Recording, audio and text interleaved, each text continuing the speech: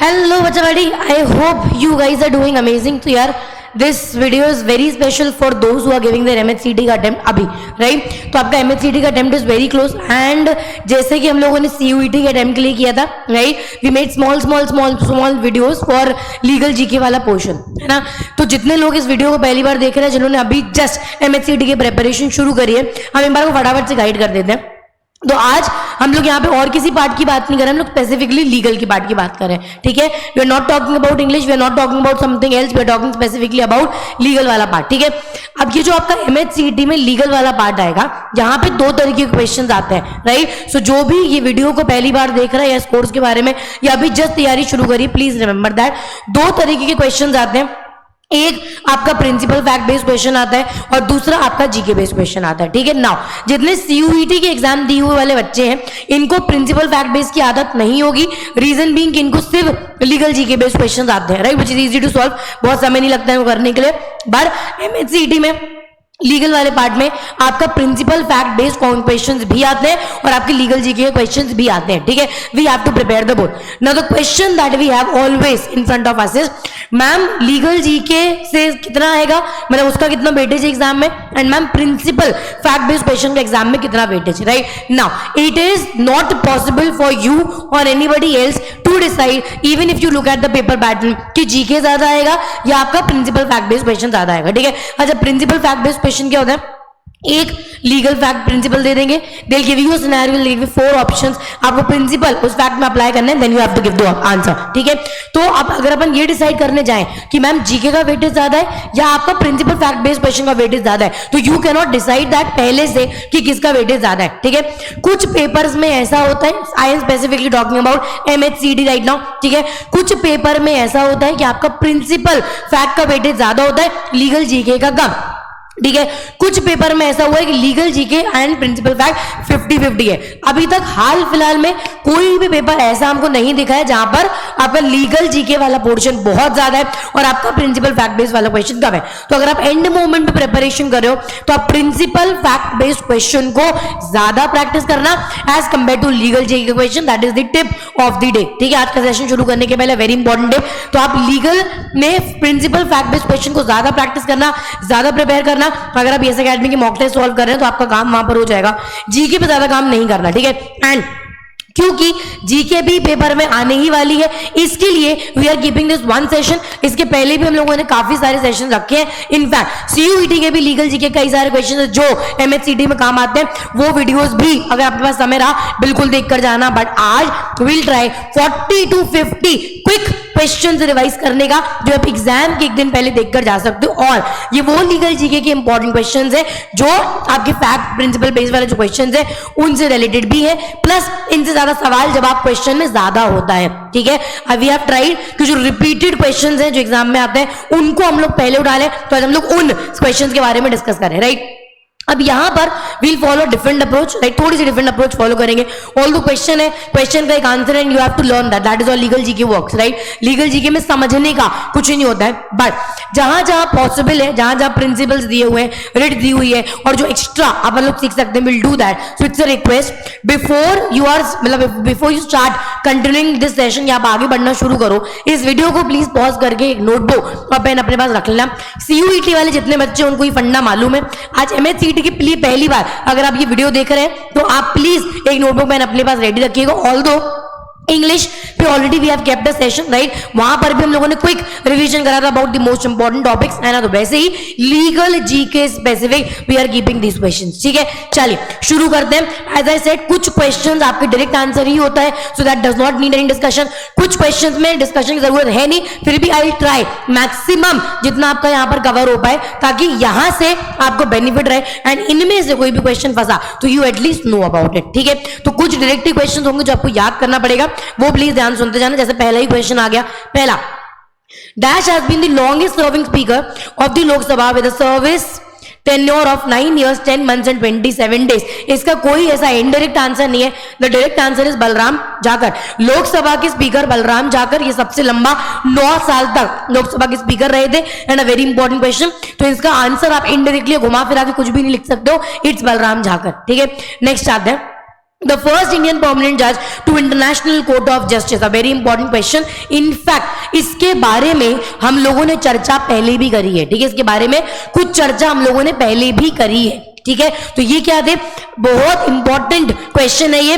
Nagendra Singh international court of justice, जहां पर internationally यानी कि मान लीजिए इंडिया और यूएस आपस में भिड़े तो वो मैटर आईसीजे के पास जाएगा।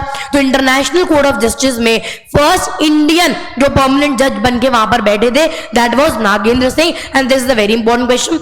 इसी के साथ प्लीज ईयर भी याद कर लीजिएगा, 1985 टू 1988, ठीक है, 1985 से लेके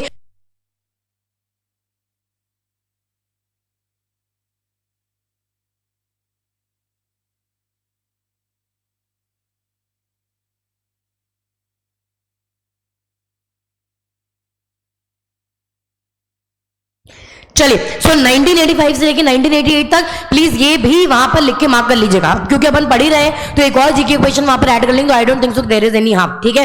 सो 1985 टू 1988। नेक्स्ट क्वेश्चन पे हम लोग आ जाते हैं।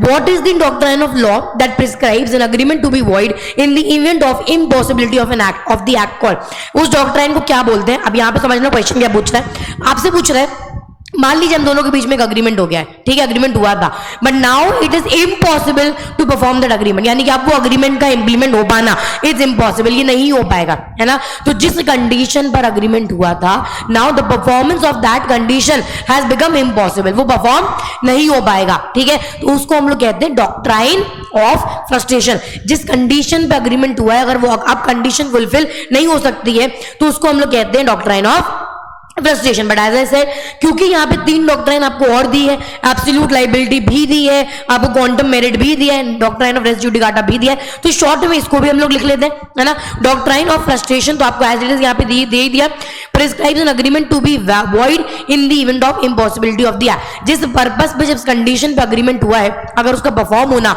अब इम्पॉसिबल हो गया है, तो इन दैट केस उस डॉक्ट्राइन को हम लोग कहते हैं doctrine of frustration. Doctrine of quantum merit क्या होता है पहले समझ लो, मैंने डिक्टेटेड, आप लिख लीजिएगा।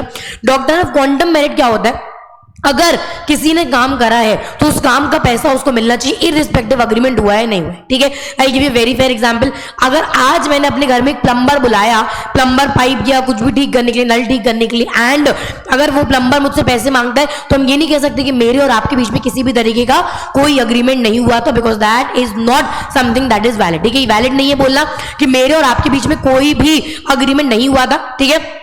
इसलिए अगर आपने प्लम्बर बुलाया है तो according to the doctrine of quantum merit, अगर किसी ने काम करा है तो वो डिजर्व करता है कि उसको उसका पैसा मिलना चाहिए, that is doctrine of quantum merit. तीसरा हमारा आता है doctrine of absolute liability.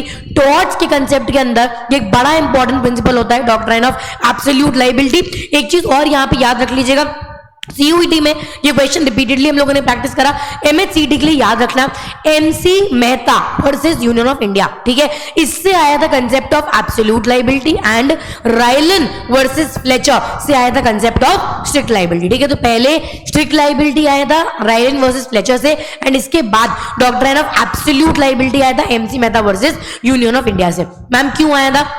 रायलन versus Fletcher में स्ट्रिक्ट लायबिलिटी उन्होंने बोला था कि अगर आप कुछ डेंजरस सब्सटेंस अपनी लैंड पे रखते हैं, there is an unnatural use of the land, तो in that case you will be liable for the same, ठीक है। अगर कुछ डिस्चार्ज होता है you will be liable, but there were certain exceptions, है ना। एब्सोल्यूट लायबिलिटी का कांसेप्ट कहते हैं कि अगर आप कुछ डेंजरस सब्सटेंस अपनी लैंड पे रख रहे हैं तो irrespective, there is no exception, अगर आप रखा है तो you will be liable for that, जैसे कि भोपाल गैस ट्रेजेडी, ठीक है। So M C Mehta versus union of India was an oleum gas leak case, ठीक है, ओलियम गैस लीक केस हुआ था जहां पर लॉट ऑफ पीपल डाइड और बहुत सारे लोग इन्फेक्ट हो गए थे। तो कोर्ट ने बोला कि अगर आप हैजार्डस सब्सटेंस का यूज करते हैं और वो डिस्चार्ज होता है तो only you and you will be liable irrespective of any exception, ठीक है, किसी भी एक्सेप्शन के सिवाय you will be liable for that. Next आता है, लास्ट आता है डॉक्ट्राइन ऑफ रेस जुडिकाटा। आप लिख सकते हैं फटाफट से, A matter has already been decided in the court of law। जिस मामले पे कोर्ट ने ऑलरेडी सुनवाई कर चुकी है, कोर्ट उस मामले को वापस रीलिटिगेट नहीं करता है, दैट इज रेस जुडिकाटा, ठीक है। तो आप ये लिख सकते हैं, रेस जुडिकाटा मतलब matter has already been decided in the court of law, a matter has already been decided in the court of law, ठीक है। एब्सोल्यूट लायबिलिटी में आप लिख सकते हैं irrespective of exceptions, irrespective of exceptions, if you have kept a hazardous material and there is an unnatural use of land, irrespective of exceptions, if you have kept a hazardous material and there is an unnatural use of land, you will be liable. And last हमारा था quantum merit. If a person has done something to if the person has done certain amount of work, he deserves to be paid for that work. ठीक है, if a person has done certain amount of work, he deserves to be paid for that work. ठीक है, next आते हैं. Which of the following principles is applicable for the purpose of reducing multiplicity of proceedings? अभी हम लोगों ने करा race judicata.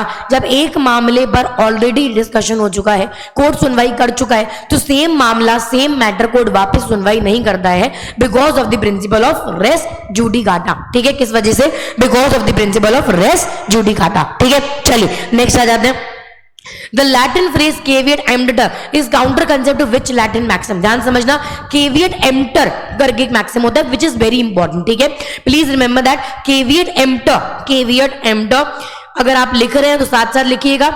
caveat emptor का मतलब होता है let the buyers beware. यानी कि अगर आप डी मार्ट में, रिलायंस मार्ट में जाके सामान खरीदे हो तो it is your responsibility to see कि कोई सामान एक्सपायर नहीं है. ठीक है, बट इसको ऑपोजिट क्या होता है? Let the seller beware. Right, let the seller beware. तो आंसर यहां पर क्या होगा? Caveat emptor which is let the buyers beware. Next हम लोग आ जाते हैं. Identify an example for the concept of invitation of offer in contract law. Tender भी इन्विटेशन ऑफ ऑफर है. टेंडर यानी कि हम आपको एक प्रोस्पेक्टस बना के इशू कर देते हैं कि इस पे इतनी इतनी की बोली लगनी है, अगर आप चाहें तो आप आ सकते हैं. जब आप बोली लगाएंगे तब you start making an offer. Right, so what I did, tender document was an invitation to an offer.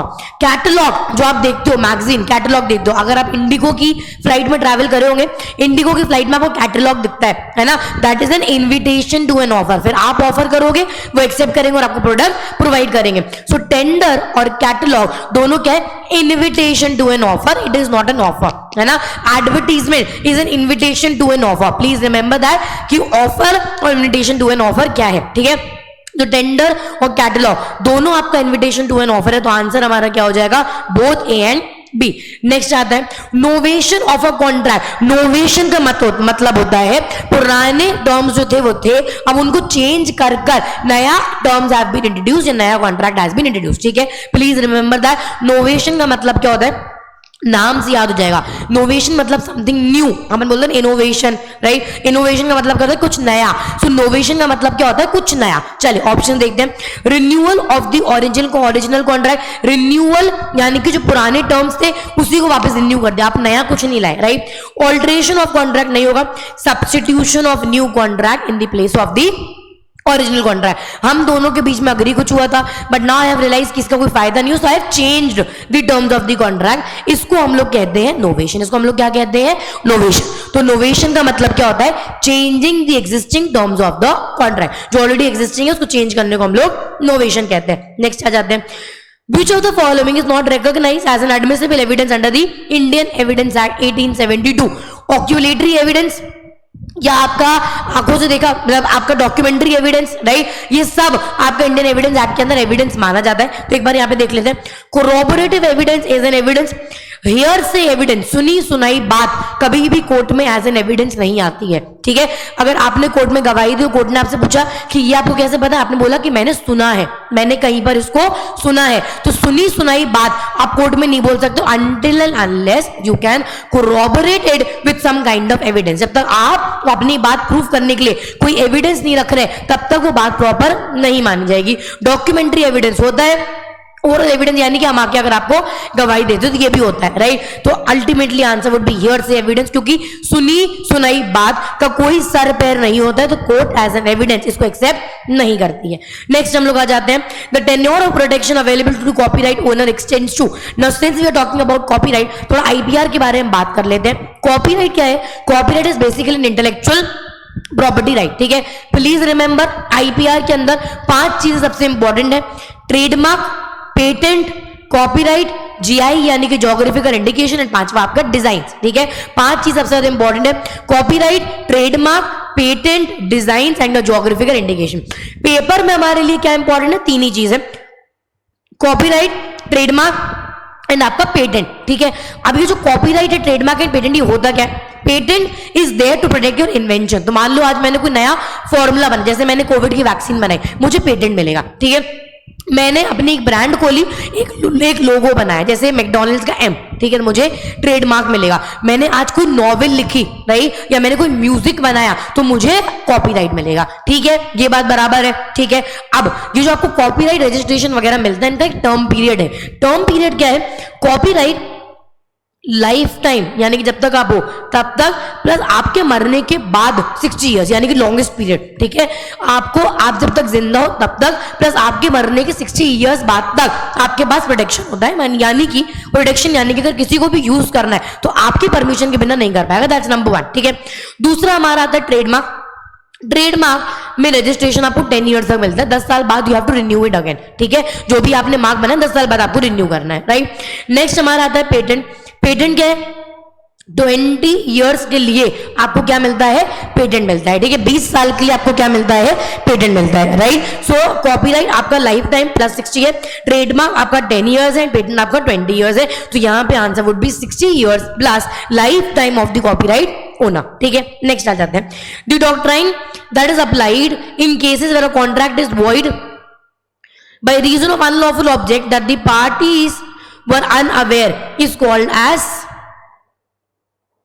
एक ही सेकंड रुक जाना, प्रिविटी ऑफ कॉन्ट्रैक्ट, ठीक है। नेक्स्ट आ जाओ, the landmark case that held the landmark case that held that all agreements entered by the minors are void of any show। अभी अपन लोगों ने competency of party के अंदर पढ़ा था which parties are competent to enter into a contract, which party is competent to enter into a contract, जो 18 साल या 18 के ऊपर है, राइट, क्योंकि उसके नीचे माइनर माना जाता है। माइनर कौन है? Minor is somebody who is less than 18 years of as.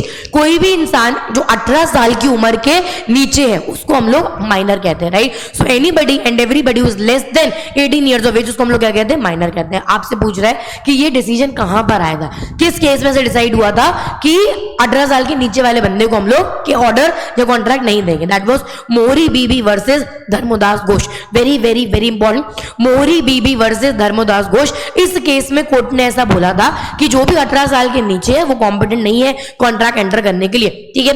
इसी के साथ साथ ये दोनों केसेस भी इंपॉर्टेंट है, तो ये भी लिख लेना। Kesavananda Bharati versus union of India. इस केस में बेसिक स्ट्रक्चर डॉक्ट्राइन के बारे में बात करी थी, यानी कि आप कॉन्स्टिट्यूशन का बेसिक स्ट्रक्चर अमेंड नहीं कर सकते हैं, ठीक है। आप कॉन्स्टिट्यूशन का बेसिक स्ट्रक्चर अमेंड नहीं कर सकते। नेक्स्ट हमारा आया था Golaknath versus state of Punjab. Golaknath versus state of Punjab specifically talks about fundamental rights. Golaknath versus state of Punjab के केस में बोला था कि फंडामेंटल राइट पार्लियामेंट चेंज नहीं करेगा, ठीक है। पार्लियामेंट फंडामेंटल राइट चेंज नहीं करेगा। और केशव नंदा के केस में बोला था कि बेसिक स्ट्रक्चर कॉन्स्टिट्यूशन का जो भी है that can not be amended. जैसे प्रियम्बल आप अमेंड नहीं कर सकते हैं, फंडामेंटल राइट आप अमेंड नहीं कर सकते हैं, ठीक है। तो केशव नंदा भारती केस में बोला था कि अगर आपका कोई भी ऐसा बेसिक स्ट्रक्चर है तो बेसिक स्ट्रक्चर डॉक्ट्राइन के हिसाब से basic structure will not be amended. Then next question पे आते हैं, A contract which one party promises to save the another from the loss caused to him। देखो अब ध्यान से समझना, दो चीजें होती हैं, एक इंडेमनिटी होता है और एक गारंटी होता है, ठीक है। इंडेमनिटी का मतलब क्या होता है? मान लीजिए मैंने आपसे उधार लिया, आपने बोला कि अगर आपने मुझे उधार नहीं दिया तो हमने बोला आप मुझे पैसा दे दो, अगर कुछ भी हुआ तो I promise you that I will make good the loss. यानी कि अगर कुछ भी नुकसान हुआ तो मैं प्रॉमिस कर रही हूं कि मैं आपको भरपाई करके दूंगी। This is indemnity. जब आप नुकसान के लिए प्रॉमिस कर रहे हो आपके या उसके, तो उसको हम इंडेमनिटी कहते हैं। गारंटी क्या होता है? मान लो बैंक के पास गए लोन लेने के लिए, बैंक ने बोला, जैसे अगर आपने पोर्शे इंसिडेंट सुना होगा तो उस केस में क्या हुआ, कोर्ट ने बेल दी बट तीसरे बंदे की गारंटी पे कि मैं गारंटी ले रहा हूं कि ये आपको पैसा दे देगा। नहीं दिया तो आप मेरे पास आके मुझसे रिकवर कर लेना, मैं गारंटी दे रहा हूं कि पैसा देगा, नहीं देगा तो आप आके मुझसे रिकवर कर लेना। That is contract of guarantee. यहां पे क्या बोल रहा है? One party promises to save the other from loss caused to him by the conduct of the promisor himself. इसको हम लोग क्या कहते हैं? Contract of indemnity. इसको हम लोग क्या कहते हैं? Contract of indemnity. नेक्स्ट आ जाओ, which of the following best describe the legal phrase amicus curiae, very important, ठीक है। एमिकस क्यूरिए क्या होता है? Somebody who is the friend of the court. Court जब किसी को इनवाइट करता है for the purpose of advising या हेल्पिंग आउट द कोर्ट, उसको हम लोग कहते हैं friend of the court, very important maxim, तो इसमें मार्क कर लीजिएगा फ्रेंड ऑफ द कोर्ट। अब ये जनरल पॉइंट यहां से आने वाला है, who is known as the father of Indian constitution. I think कोई भी बच्चा जो लॉ कर रहा है उसको ही पता होना चाहिए कि B R Ambedkar is known as the father of the Indian constitution. B R Ambedkar is known as the father of the Indian constitution, ठीक है। यस, चलिए नेक्स्ट आते हैं, ड्राफ्टिंग कमेटी के हेड थे वो।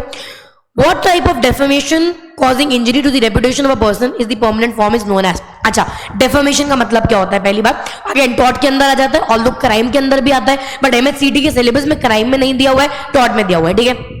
डेफामेशन क्या होता है? किसी की बेइज्जती करना, राइट, टार्निशिंग समबडीज रेपुटेशन। और डेफामेशन कब माना जाता है? जब दूसरों की नजरों में आपकी इज्जत कम हुई, राइट। मैंने पर्सनली आके आपके कान में कुछ बोला, ये डेफामेशन नहीं है। क्यों? क्योंकि मैंने आपको बोला, किसी और को थोड़ी पता है, राइट। बट जब मैं 5 लोगों के सामने खड़े होकर आपको कुछ बोलता हूँ, कुछ खराब बोलता हूँ, एंड जो मतलब अगल बगल वाले लोग हैं वो आपको गलत नजरों से देखे या उनकी नजरों में आपकी रेपुटेशन कम हो जाती है मेरे कुछ बोलने से, that is basically defamation, right. अब डेफामेशन दो तरीके से होता है, एक आप ओरली आके बोल सकते हो कि यार तू बेवकूफ, राइट, या एक मान लो मैंने ट्वीट कर दिया तो मैं लिख के बोल सकती हूँ, राइट। अब एक बात बताओ, मैंने ओरली आके बोला ये परमानेंट रहेगा या जो मैंने ट्वीट किया ये परमानेंट रहेगा? जो मैंने ट्वीट किया, जो मैंने लिख दिया वो परमानेंट रहेगा, है ना। तो आपसे यहाँ पे क्या पूछ रहा है? कौन सा परमानेंट फॉर्म है, राइट। तो पहली बात तो समझो, डेफामेशन दो तरीके का होता है, लायबल एंड स्लैंडर। जब आप ओरली बोल के किसी की बेइज्जती करते हो, जो मम्मी अपनी रोज करती है, दैट इज स्लैंडर, ठीक है। लायबल जब आप रिटन ट्विटर पे जो रोज ट्वीट खेलते रहते हैं, है ना। अभी झगड़ा हो गया तो ध्रुव राठी रिलेटेड, राइट, तो ध्रुव राठी ने किसी को कुछ बोला, किसी ने उसको कुछ बोला, तो ये जो चल रहा है ये परमानेंट फॉर्म है, that is liable. So answer would B liable. Answer क्या होगा हमारा? लाइबल। नेक्स्ट आ जाते हैं, when was the resolution of पूर्ण स्वराज। अब पूर्ण स्वराज की जो कहानी है ये 1930 में आईएनसी इंडियन नेशनल कांग्रेस ने अपनाई थी, ठीक है, कि कंप्लीट इंडिपेंडेंस। हम अपने हिसाब से चलेंगे, हमको ब्रिटिशर्स नहीं चाहिए, कंप्लीट इंडिपेंडेंस। हिस्ट्री की किताबों में हमने इसके बारे में पढ़ा है। So it is 26 January 1930, which means 26 जनवरी भारत के इतिहास में बहुत इंपॉर्टेंट रोल प्ले करता है। सो प्लीज रिमेंबर, पूर्ण स्वराज उस टाइम पे आईएनसी होती थी, इंडियन नेशनल कांग्रेस। 26 जनवरी 1930 को इन्होंने ये रेजोल्यूशन अडॉप्ट किया था ऑफ पूर्ण स्वराज, कंप्लीट इंडिपेंडेंस, हम अपना किसी पर रिलाई नहीं करेंगे, ठीक है। नेक्स्ट आ जाते हैं, the concept of x post facto law. पहली बात, एक्स पोस्ट फैक्टो लॉ होता क्या है? एक्स पोस्ट फैक्टो लॉ मतलब अभी आपने काम कुछ कांड पहले करा है, ठीक है, उसके बाद आपने कांड आज करा है, 2 साल हो गए, the law has been amended, but retrospectively यानी कि पीछे जाके the law will apply, that is ex post facto law. इसकी बात होती है आर्टिकल 20 के अंदर, right. Now again another tip, please make sure कि आप आर्टिकल्स ध्यान से करके जाए, अच्छे से करके जाए। 14 to 32 अच्छे से कर ले। डायरेक्टिव प्रिंसिपल के कुछ आर्टिकल, जैसे आर्टिकल 39 हो गया, कब अमेंडमेंट आया था, क्या अमेंडमेंट आया था, right to property fundamental right है, कॉन्स्टिट्यूशनल राइट है ना, कौन सा अमेंडमेंट है, ये इंपॉर्टेंट है। राइट टू एजुकेशन 21 है, 86 अमेंडमेंट, राइट, ये इंपॉर्टेंट चीज है, एटलीस्ट इनको अंत में देख के जाना, संभावना है क्वेश्चन आएंगे, ठीक है। नेक्स्ट आ जाते हैं, from which Upanishad the national motto Satyameva Jayate has been adopted. ये आपसे मार्क कर लीजिएगा, आई अंडरस्टैंड, शायद पता हो शायद नहीं पता, मुंडाका उपनिषद, ठीक है, मुंडाका उपनिषद से आया था, मार्क कर लीजिएगा, कोई कष्ट नहीं है। Identify the appropriate article from the constitution of India related to the amendment of right to property. अब ध्यान से समझना, राइट टू प्रॉपर्टी पहले फंडामेंटल राइट हुआ करता था, कहां? आर्टिकल 19 के अंदर, ठीक है। आर्टिकल 19 के अंदर पहले ये फंडामेंटल राइट था, आर्टिकल 19 सब रेगुलेशन एफ, ठीक है, उसमें एडेड था, but then it was remove, fundamental right से रिमूव करके कॉन्स्टिट्यूशनल राइट बना दिया गया, ठीक है, कॉन्स्टिट्यूशनल राइट बना दिया गया। तो कॉन्स्टिट्यूशनल राइट कहां बना? आर्टिकल 300A, कहां बना? Article 300A। तो दोनों ऑप्शन में 300A कहां है? यहां है, article 19F। So answer would be C, article 19F was repealed, यानी कि right to property as a fundamental right हटा दिया गया था, एंड आपका आर्टिकल 300A इंसर्ट हो गया था। कौन से अमेंडमेंट से आया था? 44th amendment, please right that is well, 44th amendment, 44th amendment से आया था, ठीक है। नेक्स्ट आ जाओ, What is the sanctioned strength of the total number of judges in Supreme Court of India? Again, very important, direct answer. आप इस पे कुछ ऐसा लॉजिक लगा सकते हो, इट्स 31, ठीक है। सुप्रीम कोर्ट के जजेस की total strength is 31, right. Next question में हम लोग आ जाते हैं, Which of the following writ can be used again a person believed to be holding a public office is not entitled to? यानी कि अगर आप कोई ऑफिस में बैठे हैं, मालूम है कि मतलब you don't have the power, आप किस अथॉरिटी से वहां पे बैठे हो, तो कौन सी रिट पिटीशन इशू होगी? ऑब्वियसली क्यो वारंटो। कौन सी होगी? क्यो वारंटो। अब ध्यान से समझिएगा, 5 रिट पिटीशंस होती हैं, habeas corpus, mandamus, quo warranto, prohibition और सर्चरी। फटाफट से एक बार को रिवाइज कर लेते हैं। हीबियस कॉर्पस क्या होता है? Bring the body. अगर आपने मुझे जबरदस्ती बंद कर लिया है तो somebody on my behalf can file habeas corpus, उसको सामने लेकर आओ। मैंडेमस, अगर कोई आपका काम नहीं कर रहा है तो कोर्ट उसको कमांड करेगा कि आपको ये काम करना पड़ेगा, that is be command. Quo warranto, by what authority, किस अथॉरिटी के साथ। तो अगर आप कोई लीगल एक्शन ले रहे हैं तो हम आपसे आके पूछ सकते हैं कि ये आपने किस अथॉरिटी से लिया, क्योंकि आपके पास पावर है ही नहीं। प्रोहिबिशन, किसी को रोकना, एंड सर्जरी, जो ऑर्डर ऑलरेडी आ चुका है उसको पोस्टपोन कराना। ठीक है, चलिए नेक्स्ट आते हैं। Which of the following is the oldest high court in India? High Court of Calcutta। Madras भी पुराना है, कलकत्ता भी पुराना है, इलाहाबाद भी पुराना है, ठीक है, बट सबसे पहला was High Court of Calcutta, जो ब्रिटिशर्स के टाइम पर आया था। ठीक है, ब्रिटिशर्स के टाइम पे इसको बोलते भी कुछ और ही थे, तो it is High Court of Calcutta, please remember that. In fact I think we already know this कि पहले इंडिया कैपिटल कैलकाटा होता था, then it was shifted to Delhi, right, बाद में दिल्ली शिफ्ट हुआ था, बट यस सबसे पुराना हाई कोर्ट कलकत्ता है। अगर आप इनमें पूछो कि इनमें कौन सा नया है, तो दिल्ली बाद में आया था, मद्रास, कलकत्ता और आपका इलाहाबाद, ये पुराने हाई कोर्ट है। ठीक है, नेक्स्ट जाते हैं। विच of the following is a defence available for absolute liability? Tricky question, अभी हमने आपको बताया एब्सोल्यूट लायबिलिटी के कोई डिफेंस होता ही नहीं है। कौन से केस से आया था? MC Mehta versus union of India, which is oleum gas leak case. ठीक है, ओलियम गैसलिक केस से आया था कि किसी भी हालत में कोई एक्सेप्शन अप्लाई नहीं होगा। आपसे पूछा है कौन सा डिफेंस अवेलेबल है, कोई सा भी नहीं, आंसर डायरेक्टली मार्क कर देना, नन ऑफ द अबव, क्योंकि एब्सोल्यूट लायबिलिटी में डिफेंस अवेलेबल होता ही नहीं है। ठीक है, नेक्स्ट आ जाते हैं। By which amendment was the concept of anti-defection law included in the Constitution of India? This is 52nd amendment। ये लॉ के हम शॉर्ट में बता दे रहे आपको क्या था। एंटी डिफेक्शन लॉ क्या है कि अगर कोई एक पॉलिटिकल पार्टी छोड़ के दूसरी पॉलिटिकल पार्टी में जाता है तो वहां पर एंटी डिफेक्शन लॉ अप्लाई होता था। तो दिस इज 52nd अमेंडमेंट। ठीक है, 52nd अमेंडमेंट में आया था, इंपॉर्टेंट है, प्लीज ये भी इंपॉर्टेंट मार्क करिएगा, राइट, इंपॉर्टेंट है, मार्क कर लीजिएगा। नेक्स्ट आता है पब्लिक अकाउंट कमेटी। ठीक है, अब पब्लिक अकाउंट कमेटी क्यों बनाई जाती है? जो भी पार्टी है साल भर में रेवेन्यू एक्सपेंडिचर जो भी उन्होंने लगाया, हर साल पब्लिक अकाउंट कमेटी बनाई जाती है, तो सी कि जो लोगों का पैसा है वो कहां पर लगाए, है ना, टू रिपोर्ट दैट एक्सपेंडिचर जो लगाए। तो इसमें मैक्सिमम 22 मेंबर ही होंगे, मैक्सिमम 22 मेंबर ही हो सकते हैं। ठीक है, क्या पूछा है आपसे? Can not have more than 22 number of members. ठीक है, तो ये आधे घंटे के बैंडविड्थ में एटलीस्ट अपने ये बेसिक क्वेश्चन हो जाते हैं समाप्त। ठीक है, आधे घंटे के बैंडविड्थ में एटलीस्ट हमारे ये वाले क्वेश्चन हो जाते हैं समाप्त। एक पेपर आई थिंक अपन लोग अभी और कर सकते हैं, राइट। अब यहां पर आपको थोड़ा सा सिंपल हो जाएगा, रीजन भी एज आई सेड कि रिपीटेड क्वेश्चंस ही आते हैं, है ना, रिपीटेड क्वेश्चंस ही आते हैं। तो जो क्वेश्चन अपन ने पहले वाले पेपर में करे, कुछ क्वेश्चन अपने को यहां भी देखने को मिल सकते हैं। ठीक है, चलिए देखते हैं।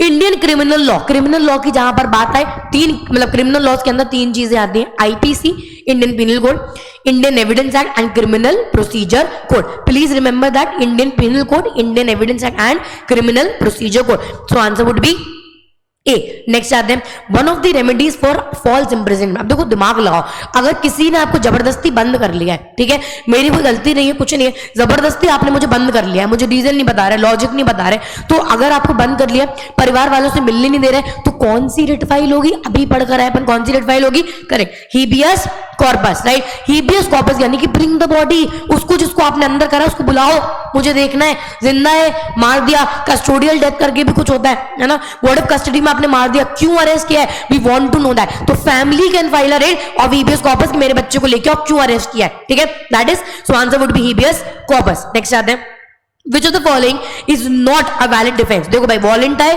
नॉन फिट इंजूरिया तो है, ठीक है, वॉलेंटाई नॉन फिट इंजूरिया क्या कहता है? जब वॉलेंटरली यू हैव अग्रीड, आपने बोला कि आइए मेरे घर आइए, ड्राइंग रूम में बैठिए, और वो आके बैठा, आपने बोल दिया ट्रेसपास है, that does not happens, right. When you yourself invited, you voluntarily invited, तो यहाँ पे इंजरी नहीं मानी जाएगी, तो ये तो डिफेंस है। Vis majoris act of God, force majeure, vis major, act of God, भगवान की वजह से हुआ, नेचुरल फैक्टर्स, राइट, तो हम लोग कुछ भी नहीं कर सकते। साइंटिटी नॉन फिट इंजूरिया कुछ होता ही नहीं है। इनएविटेबल एक्सीडेंट, मतलब we tried our best but it wouldn't be avoided, right, तो ये भी होता है, तो in that case answer would be C, answer would be C. ठीक है, नेक्स्ट आ जाते हैं मेंटेनेंस अंडर सेक्शन 125 सीआरपीसी। भाई मेंटेनेंस तो मतलब लड़कों के लिए फांसी का फंदा है, सबसे बड़ा बवाल है। राइट, मेंटेनेंस का प्रॉब्लम क्या है? मेंटेनेंस मैरिड डॉटर के नॉट क्लेम। राइट, आपके पेरेंट्स भी मांग सकते हैं, बच्चे भी मांग सकते हैं, ग्रैंड पेरेंट्स भी मांग सकते हो, वाइफ भी मांग सकती है। प्लीज रिमेंबर दैट, ठीक है। मेंटेनेंस 125 के अंदर, एंड रिमेंबर सीआरपीसी का 125 मेंटेनेंस के बारे में बात करता है। आपके पेरेंट्स भी मेंटेनेंस मांग सकते हैं, ठीक है, आपकी वाइफ भी मेंटेनेंस मांग सकती है, आपके बच्चे भी मेंटेनेंस मांग सकते हैं, और आपके ग्रैंड पेरेंट, दादा दादी, नाना नानी बट दादा दादी आपके भी मेंटेनेंस मांग सकते हैं। तो आपसे क्या पूछ रहे हैं, इनमें से कौन मेंटेनेंस क्लेम नहीं कर सकता? Okay, a married daughter having attend majority, obviously, ठीक है, मतलब अगर आपकी लड़की की शादी हो चुकी तो वो अपने पति से जाके मांगे ना, इधर क्यों मांगेगी पापा से मेंटेनेंस? राइट, लेजिटिमेट और इलेजिटिमेट माइनर चाइल्ड मांग सकते हैं, फादर मदर मांग सकते हैं। तो answer would be married daughter, क्योंकि अगर आपकी लड़की की शादी होगी तो अपने पति से मेंटेनेंस मांगेगी, पापा से क्यों मांगेगी? ठीक है, नेक्स्ट आते हैं, which one of the following is not a libel? As I said, अब क्योंकि पुराना वाला पेपर डिस्कस करके अभी आपके लिए इजी हो जाएगा। लाइबल का मतलब क्या था? रिटन स्टेटमेंट, है ना, पूछ रहा है इनमें से कौन सा रिटन नहीं है। डेफामेटरी मैटर राइटिंग और प्रिंट कर दिया, न्यूज़पेपर में डाल दिया, लाइबल है। Talking cinematographic film, again liable है। साइंस और पिक्चर्स आप ड्रॉ कर रहे हो, ये भी लाइबल है।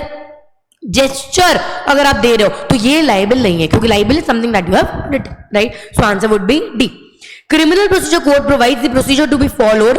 अच्छा, आपसे पूछ रहा है कि सीआरपीसी क्या प्रोसीजर बताता है? सीआरपीसी सारे प्रोसीजर बताता है। इंक्वायरी कैसे होगी, इन्वेस्टिगेशन कैसे होगी, एफआईआर कैसे फाइल होगी, पुलिस के पास कैसे जाएंगे, मजिस्ट्रेट कॉग्निजेंस कैसे लेगा, अपील फाइल कैसे होगी, सब कुछ सीआरपीसी में ही लिखा है। ठीक है, तो इन्वेस्टिगेशन भी बताता है, इंक्वायरी कैसे होगी ये भी बताता है, ट्रायल कैसे होगा ये भी बताता है ना, प्री ट्रायल क्या होगा, पोस्ट ट्रायल क्या होगा, ड्यूरिंग द ट्रायल क्या होगा, क्या एविडेंस माना जाएगा, वो इंडियन एविडेंस एक्ट के अंदर है। खैर, right, so inquiry, investigation, police के पास FIR, taking cognizance of the matter, किस कोर्ट के पास मामला जाएगा, किसके पास नहीं जाएगा, सब कौन डिस्कस करता है? हमारा सीआरपीसी। ठीक है, नेक्स्ट आ जाते हैं, कॉर्पोरेशन अपन लोग कंपनी मान लेते हैं, ठीक है, enters into a contract beyond the scope of the object. अब ध्यान से समझिएगा, कंपनी के अंदर दो बहुत इंपॉर्टेंट डॉक्यूमेंट्स होते हैं जिनको हम लोग कहते हैं एओए और एमओए। ठीक है, AOA and MOA. MOA is memorandum of association and AOA is article of association. ठीक है, एमओए यानी कि मेमोरेंडम ऑफ एसोसिएशन क्या बताता है? Object of the company, right, किस पर्पस से बनी है। एंड एओए यानी कि आर्टिकल ऑफ एसोसिएशन क्या बनाता है? Rules of the company, company किस हिसाब से चलेगी। ठीक है, अब जैसे वी एज अ लॉयर, ये लॉ मेकर्स के लिए कॉन्स्टिट्यूशन भगवान है, कॉन्स्टिट्यूशन के बाहर कुछ नहीं जा सकता, है ना, anything that is beyond the constitution is null and void. Void ab initio हम लोग उसको लीगल मानते ही नहीं है ना, so anything that goes beyond the constitution हम लोग नल एंड वॉइड मान लेते हैं। वैसे ही anything that goes beyond AO and MOA, इसको हम लोग क्या कह देते हैं? Ultra vires. तो दोनों ही बातें समझ लेना, जब कोई कंपनी आर्टिकल एंड मेमोरेंडम के दायरे में रह के कुछ करती है उसको हम लोग इंट्रा वायर्स कहते हैं। क्या कहते हैं? Intra wire. और आर्टिकल और मेमोरेंडम के बाहर जाके कुछ करती है तो उसको हम लोग अल्ट्रा वायर्स कहते हैं। तो आपसे कह रहा है where a corporation enters into a contract beyond the scope, तो ये क्या कहलाएगा? Ultra vires act. ठीक है, चलिए नेक्स्ट जाते हैं। Active concealment of the fact is associated with which one of the following? Active यानी कि जानबूझ के, दो चीजें होती हैं, एक एक्टिव कंसीलमेंट, दूसरा पैसिव कंसीलमेंट। ठीक है, पैसिव कंसीलमेंट कैन बी आपने मुझसे पूछा नहीं, मैंने आपको बताया नहीं। ठीक है, आपने मुझसे पूछा नहीं गाड़ी कितनी पुरानी है तो मैंने आपको बताया नहीं, आप पूछते और हम नहीं बताते तो वो क्या हो जाता? Active concealment. एक्टिव कंसीलमेंट क्या है? आपने हमसे पूछा कि गाड़ी चला के देख लूं, हमने कहा नहीं नहीं नहीं, अरे भरोसा नहीं है क्या, गाड़ी चला के देखना है, राइट, जानबूझ के आप उसको गाड़ी चला के देखने नहीं दे रहे हो, that is your active concealment. ये क्या एक्टिव कंसीलमेंट? जब आप जानबूझ के किसी से कोई बात छुपाते हो तो वो फ्रॉड कहला दिया जाता है। On the other hand passive concealment does not amount to fraud. तो आपसे क्या पूछ रहा है? Active concealment of the fact is associated with which one of the following? Answer is fraud. ठीक है, एक्टिव कंसीलमेंट किससे रिलेटेड है? फ्रॉड से related. On the other hand में मिस रिप्रेजेंटेशन क्या होता है? गलती से आपने कुछ गलत बता दिया है ना, गलती से भी हो सकता है, जानबूझ के भी हो सकता है। अनड्यू इन्फ्लुएंस, वहां बैठ के आपकी वजह से, मतलब आप बिकॉज यू आर प्रेजेंट है इस वजह से अग्रीमेंट हो रहा, आप नहीं होते तो शायद अग्रीमेंट ना होता, है ना। And mistake, please remember, mistake of fact can be accepted, mistake of law cannot be accepted, ठीक है। Ignorance of law is not an excuse, please remember that, ignorance of law is not an excuse. Class में अपन ने बहुत बार discuss करा है, ignorance of law is not an excuse, ठीक है। नेक्स्ट आ जाते हैं, fundamental duties have been provided in dash part of the constitution. Fundamental duty क्या है कि आपको इंडिया के लिए क्या करना है, जैसे नेशनल एंथम को रिस्पेक्ट करना है ना, तो ये कहां दिया हुआ है, part 4A, article 51A, article नहीं भी क्यों चल जाएगा, पार्ट 4A एंड कंसेप्ट कहां से है, यूएसएसआर। अब ये इंपॉर्टेंट है, ठीक है। ये कंसेप्ट फंडामेंटल ड्यूटी का इंडिया ने उठाया कहां से है, यूएसएसआर। हमने आपको ये पहले भी बताया है कि इंडिया का जो कॉन्स्टिट्यूशन है हम लोगों ने कुछ ना कुछ टुकड़ा कहीं ना कहीं से उठाकर बनाया। ड्यूरिंग द लेक्चर भी अपन लोगों ने ये लिखा है ना, कि फंडामेंटल राइट कहां से आया, डीपीएसपी कहां से आया, उसमें सबसे इंपॉर्टेंट फंडामेंटल ड्यूटी कहां से आया, दैट इज यूएसएसआर। लिख के रख लो, आगे आया तो ठीक बात है, नहीं आया तो कोई दिक्कत नहीं है ना, at least will remember that. Extra पढ़ने में आई डोंट थिंक सो कि there is any harm, right. Next आ जाते हैं, the basis of doctrine of frustration is, अभी पढ़कर आए, देखो डॉक्ट्राइन ऑफ फ्रस्ट्रेशन पढ़ के, which mean doctrine of frustration is very important, right. Apart from that अपन लोगों ने क्वांटम मेरिट भी पढ़ा, एब्सोल्यूट लायबिलिटी भी पढ़ा, है ना, so it's good. But doctrine of frustration का मतलब क्या था, किसी एक्ट के होने की संभावना ही ना हो, है ना, that act becomes impossible to perform, तो डॉक्ट्राइन ऑफ फ्रस्ट्रेशन अप्लाई हो जाती है कि because of doctrine of frustration the contract will be declared as, मतलब इनवैलिड, कि आप कॉन्ट्रैक्ट का कोई फायदा नहीं है, राइट। देखते हैं यहाँ पे डॉक्ट्राइन ऑफ फ्रस्ट्रेशन क्या है, performance is excused when the fundamental assumption underlying the contract is become impossible। आगे बढ़ने की आवश्यकता भी नहीं है, पहला क्वेश्चन देख के आपको समझ में आ जाएगा कि जैसे ही जो अपने जो जिस पर्पज से कॉन्ट्रैक्ट हम लोगों ने करा है, जब इसका होना ही इम्पॉसिबल हो गया है तो contract definitely can not be perform, और इसको हम लोग क्या कहते हैं, डॉक्ट्राइन ऑफ फ्रस्ट्रेशन, ठीक है। Please remember that, doctrine of frustration अच्छे से पेपर में प्रिपेयर कर जाना, रिमेंबर दैट। इनफैक्ट और भी ऑप्शन एक बार रीड कर लेना, है ना, for the sake of your clarity, right.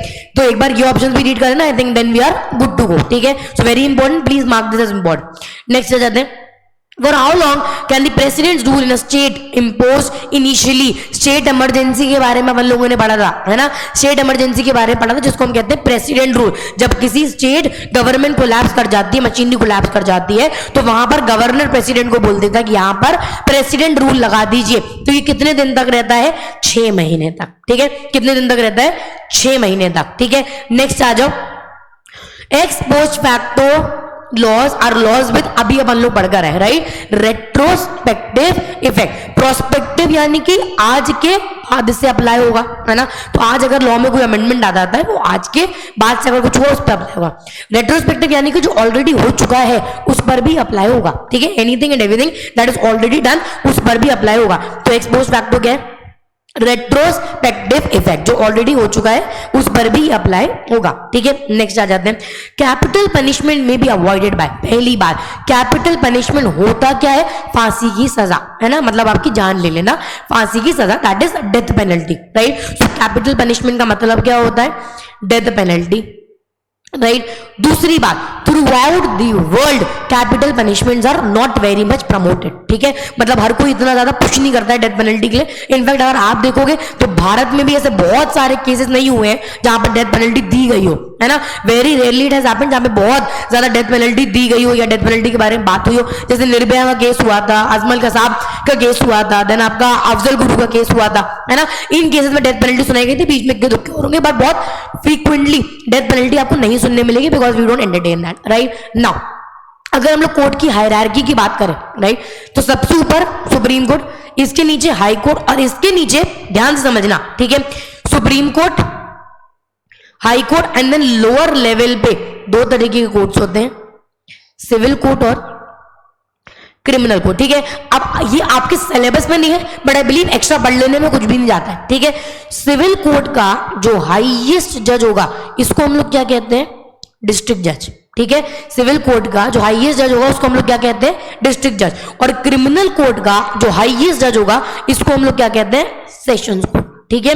तो सिविल केसेस में डेथ पेनल्टी कभी दी ही नहीं जाती है, सिविल केसेस के अंदर कभी भी डेथ पेनल्टी दी ही नहीं जाती है, right. So remember that, civil case में कभी डेथ पेनल्टी नहीं होती है। क्रिमिनल केसेस में सेशंस कोर्ट डेथ पेनल्टी दे सकता है, बट ये भी पूरी पावर इनके पास नहीं है, in consultation with the high court, ठीक है। सेशंस कोर्ट दे सकता है but in consultation with the high court. तो क्योंकि सिविल कोर्ट में सिविल केसेस में डेथ पेनल्टी होती ही नहीं है, तो डिस्ट्रिक्ट जज नहीं दे सकता है. It can be sessions court but in consultation with the high court. ठीक है, चलो देखते हैं. डिस्ट्रिक्ट कोर्ट नहीं होगा, सेशंस कोर्ट अकेला नहीं होगा, subject to review by the high court. District court दे ही नहीं सकता है. Answer is sessions court subjected to the review by the high court. ठीक है, नेक्स्ट आ जाते हैं. ये डायरेक्ट क्वेश्चन है. Dash the belt of coastal water, clearly लिखा है कोस्टल वाटर, तो इकोनॉमिक जोन होगा नहीं, टेरिटोरियल वाटर होता नहीं है, टेरिटोरियल वाटर्स होता है, टेरिटोरियल वाटर जोन कुछ नहीं होता है. ठीक है, तो it's territorial waters. Answer would be B. Next आ जाते हैं. आर्टिकल 20 किस बारे में बात करता है, आपसे ये पूछ रहा है. पहला बोल रहा है no person shall be prosecuted and punish for the same offence which is basically called as double jeopardy. यानी कि डबल जियोपार्डी यानी कि जब मुझे एक पॉइंट पे एक ऑफेंस के लिए ऑलरेडी पनिशमेंट मिल गई है, तो सेम ऑफेंस के लिए मुझे वापस पनिशमेंट क्यों मिलेगी, राइट. जब एक ऑफेंस के लिए मुझे ऑलरेडी पनिशमेंट मिल गई है, दूसरी सेम ऑफेंस के लिए मुझे वापस पनिशमेंट क्यों मिलेगी, दैट इज डबल जियोपार्डी. तो आर्टिकल 20 बिल्कुल कहता है. दूसरा, no person accuse of any offence shall be compelled to be witness against himself. यानी कि आप किसी को फोर्स नहीं कर सकते कि अपने अगेंस्ट गवाही दे, अपने बारे में कुछ बोल, अपने अगेंस्ट गवाही दे. You can not force him, right. ये भी आर्टिकल 20 में लिखा है. So answer would be both 1 and 2. Both 1 and 2. ठीक है, नेक्स्ट आते हैं. अगेन डायरेक्ट क्वेश्चन ही है. Who amongst the following is the first जज retired from the Supreme Court of India. जो सुप्रीम कोर्ट आया कैसे था, इंडियन कॉन्स्टिट्यूशन से, राइट. कैसे आया था, इंडियन कॉन्स्टिट्यूशन से, है ना. तो सुप्रीम कोर्ट से पहले जज जो रिटायर्ड हुए, इनका नाम था justice Syed fuzzy Ali. Justice Syed fuzzy Ali. बहुत रिपीटेडली क्वेश्चन पेपर में नहीं आता है. ठीक है, तो यहां कंफ्यूजन हो रहा हो, यू कैन काम डाउन. बहुत रिपीटेडली क्वेश्चन पेपर में नहीं आता है, बट एक बार देख के जाने में I don't think so there is any harm. ठीक है, नेक्स्ट आ जाते हैं. Who amongst the following is considered as the father of civil liberties movement in the country? Now I know कि जहां पर भी अपने को पीएन भगवती का ऑप्शन दिखता है, अपन पट से टिक करते हैं और आगे बढ़ते हैं, राइट. पर ये father of civil liberties movement हम लोग भगवती जी को नहीं बोलते, जस्टिस कारकुंडे को बोलते हैं, जो इन्होंने सिविल लिबर्टी के लिए उस टाइम पर बहुत काम करा था. दैट इज वाई इनको टाइटल मिल गया था father of civil liberties movement in the country. ठीक है, तो ये जो आप राइट है या जो टाइटल है, ये पीएन भगवती का नहीं है. आई रिमेंबर कि आए मतलब अपन लोगों ने डिस्कस किया था, कुछ भी समझ में आया तो पीएन भगवती कर देना, क्योंकि इनका कंट्रीब्यूशन बहुत ज्यादा है, बट ये पीएन भगवती के लिए टाइटल नहीं है. ठीक है, नेक्स्ट आ जाते हैं. Which concept of law is determined by the famous M'Naghten rule. M'Naghten rule ने बताया था इंसेनिटी का कंसेप्ट. ठीक है, इन्होंने बताया था इंसेनिटी का concept that somebody when doing something has to be of sound mind. उसको समझ में तो आना चाहिए कि वो क्या कर रहा है ना. तो ये this was the concept that was given by the M negative rule. Again अभी तक अभी कंसेप्ट में सिलेबस में ऐसे नहीं है, बट कभी पूछा है तो एक बार कर लेने में कोई दिक्कत नहीं है ना. तो इसको भी इंपॉर्टेंट मार्क कर लेना. इंसेनिटी एज डिफेंस, यानी कि somebody has to be of sound mind. तो अगर आप पागल हो या आप मतलब इंसेन हो या आपका दिमाग सही उस पे ट्रैक पे काम नहीं कर रहा है, तो definitely you can take it as a defence. आप डिफेंस क्लेम कर सकते हो. So answer would be A. Which of the following words when used in the IPC is not related to the concept of mens rea. पहली बात, IPC के अंदर crime होने के लिए दोनों बातें इंपॉर्टेंट है, मेंसरिया भी और एक्टसरिया भी. ठीक है, मेंसरिया यानी कि गिल्टी माइंड, एक्टसरिया यानी कि गिल्टी एक्ट. ठीक है, गिल्टी माइंड गिल्टी एक्ट. तो गिल्टी माइंड इसमें बोल रहे कौन सा शब्द नहीं आएगा. डिसऑनेस्टली गलत तरीके से गिल्टी माइंड, फ्रॉडुलेंटली गलत तरीके से गिल्टी माइंड, राइट. लॉजिकली मतलब दिमाग लगा के, तो गिल्टी माइंड तो यहाँ पे नहीं आ रहा है. So answer would be C. Maliciously का मतलब भी होता है गलत तरीके से, यानी कि गिल्टी माइंड. नेक्स्ट आ जाते हैं. Which article lays down the provision of a national commission for SC ST यानी कि scheduled caste and scheduled tribe. Direct answer please mark कर लीजिएगा, आर्टिकल 338. आर्टिकल 338 डायरेक्टली इसको मार्क करना, इनफैक्ट पॉज करके लिख लेना, आर्टिकल 338. नेक्स्ट आ जाते हैं. From which country has the Indian constitution borrowed the concept of fundamental duty. Fundamental duty का एक कंसेप्ट रशिया, जैसे कि हमने आपको बोला यूएसएसआर से आया है ना, तो ये डायरेक्टली अपन लोग लिख सकते हैं यूएसएसआर.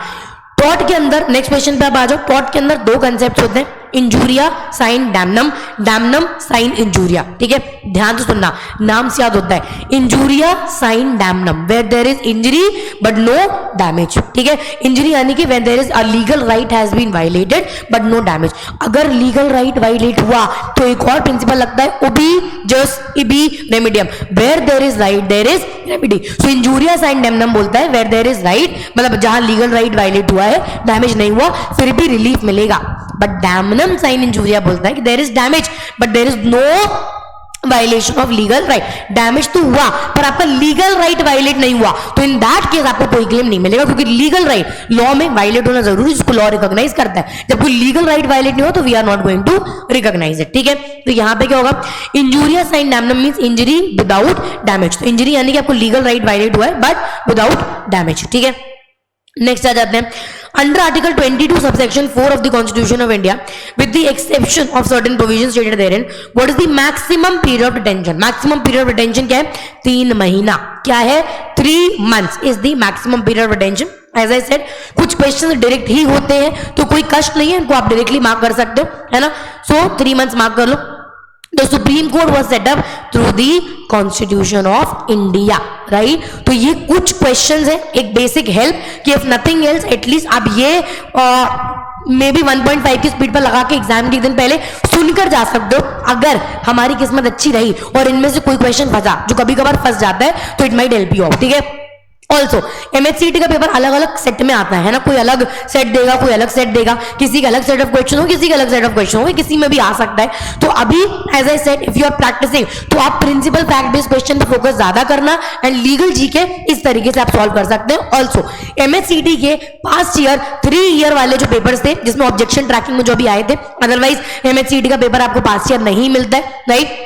MHCT रिलीज नहीं करता है बिकॉज 3 years वालों के लिए last time they have started with objection tracking, so we have uploaded the past year paper. Make sure कि बस आप उन पेपर को एक बार देख लो, ठीक है। बस ध्यान देना कि उन पेपर को, उन सेशंस को भी आप एक बार देख कर जाओ। इफ दैट इज डन तो I think we are good to go, then there is no concern at all, आप आराम से आगे बढ़ सकते हैं। बट अभी प्रैक्टिस करने के लिए please principle fact based question को ज्यादा प्रैक्टिस करिएगा।